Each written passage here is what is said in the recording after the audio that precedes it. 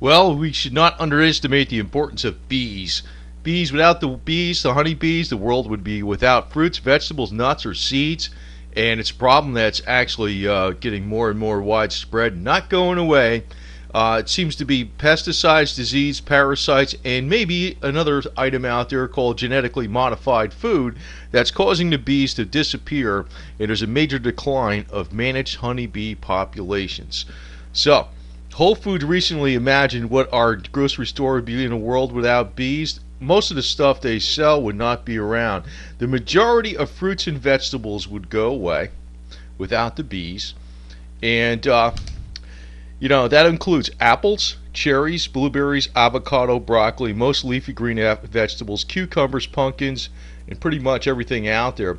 Pretty much everything out there that's healthy. If it wasn't for the bee, forget about it. It wouldn't grow. Almonds, which use 2/3 of the managed honeybee colonies, would be one of the first crops to disappear completely without bees.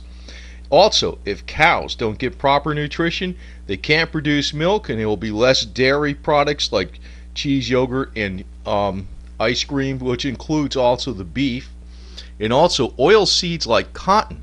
Cotton. Can you imagine a world without cotton? Sunflower, coconut, actually the thing to cure all, that pretty much does everything. Groundnut and palm oil.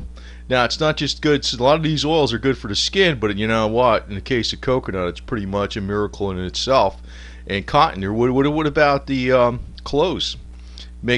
Cotton makes up 35% of the world's fiber use and is the leading cash crop in the USA. Without cotton, there'd be no blue jeans and everything, and a lot of freaking things, actually.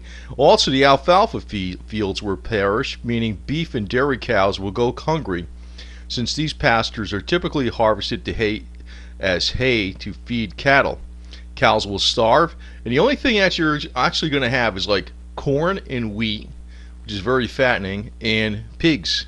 You can eat pigs, and you'll be fat. So that's all they'll have. So without the bees. So I don't know. We're going to need a new super bee hero to come on the scene to find out what the problem is. And I think this bee hero actually needs to go and do some dive bombing on Monsanto with some nuclear warheads. And this would be the perfect, bee killer drone that we can use against the pesticide companies and the genetically modified foods. And here he is, super bee hero. And he's all set to go, and he can fly pretty fast. So what he needs is some strategic plan and some strategic strikes against Monsanto, because we all know it's not just from the pesticides, and maybe it's partly the pesticides that some of these companies do, but it's probably more from the genetically modified foods that are really screwing up these bees left and right. So without these bees, we are in deep doo-doo. We need the bees. So enter the picture of Super Bee, and Super Bee hopefully will save the world and the whole planet against the evils of Monsanto.